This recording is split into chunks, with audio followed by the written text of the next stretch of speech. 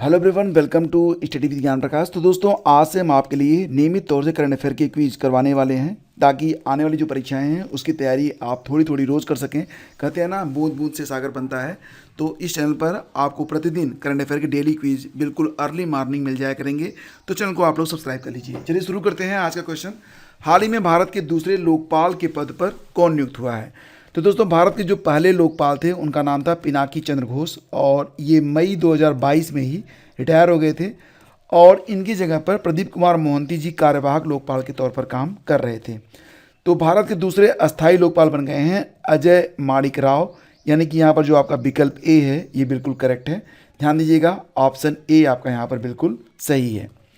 हाल ही में जारी वैश्विक बौद्धिक संपदा सूचकांक 2024 में भारत किस स्थान पर है? देखो फ्रेंड्स, भारत की जो रैंकिंग है 2023 और 2024 में सेम रही है, और ये रैंक है कितनी? 42।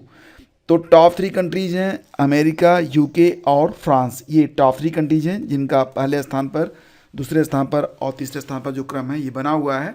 भारत 42वें स्थान पर है। ग्लोबल इंटेलेक्चुअल प्रॉपर्टी इंडेक्स 2024 को जारी कौन करता है? तो यूएस चैम्बर ऑफ कॉमर्स।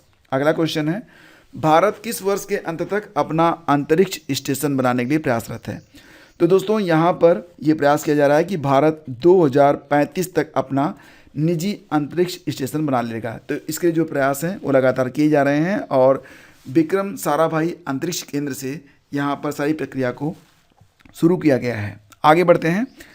स्वयं प्लस पोर्टल का शुभारंभ हाल ही में किसने किया है? तो तस्वीर देखकर आप समझ गए होंगे कि ये जो स्वयं प्लस पोर्टल है इसका शुभारंभ हमारे शिक्षा मंत्री धर्मेंद्र प्रधान के द्वारा किया गया है, यानी कि हमारा जो सही जवाब है वो ऑप्शन सी है।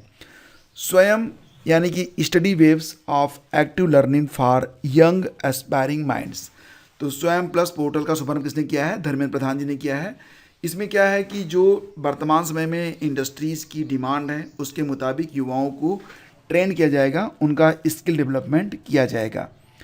हाल ही में प्रधानमंत्री मोदी के द्वारा दुनिया की सबसे बड़ी अनाज भंडारण योजना का शुभारंभ किया गया। कहाँ पर किया गया? तो दोस्तों, ये जो योजना है इसकी शुरुआत नई दिल्ली से की गई है। विकल्प सी आपका यहाँ पर बिल्कुल करेक्ट है। यह सहकारी क्षेत्र में दुनिया की सबसे बड़ी अनाज भंडारण योजना है। 1 से 4 मार्च तक आयोजित होने वाला तवी महोत्सव ये कहाँ पर स्टार्ट किया गया है? तो दोस्तों, ये जो तवी महोत्सव है ये जम्मू कश्मीर में स्टार्ट किया गया है। जम्मू तवी, जम्मू।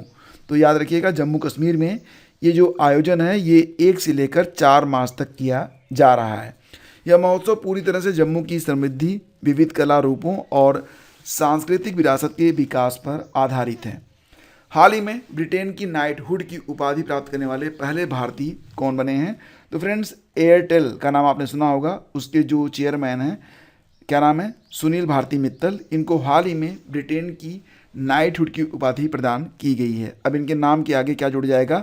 सर। वैसे दोस्तों, आपको याद होगा कि रविंद्रनाथ टैगोर जी को भी ये उपाधि दी गई थी अंग्रेजी सरकार के द्वारा, लेकिन जब 1919 में जलियांवाला बाग हत्याकांड हुआ तो उस समय महात्मा गांधी ने केसर हिंद की उपाधि और रविन्द्रनाथ टैगोर ने अपनी ये जो उपाधि थी नाइटहुड की उसको वापस कर दिया था। तो अब ये उपाधि किसको मिल गई है? सुनील भारती मित्तल को।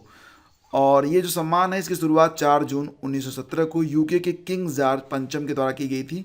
Night commander of the most excellent order of the British empire, दरअसल ब्रिटिश साम्राज्य के सर्वोच्च सम्मानों में से एक है।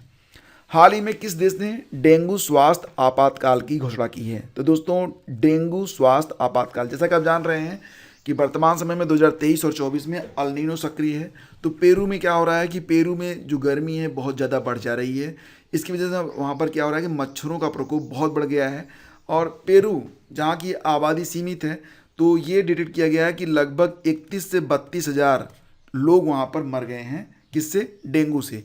इसलिए पेरू में एक हेल्थ इमरजेंसी के तौर पर डेंगू को लिया गया है। तो डेंगू जो होता है ये एक मच्छर से फैलता है जिसका नाम होता है एंडी इजिप्टी। और ध्यान दीजिएगा कि जो मादा मच्छर होती है सिर्फ उसी से डेंगू होता है।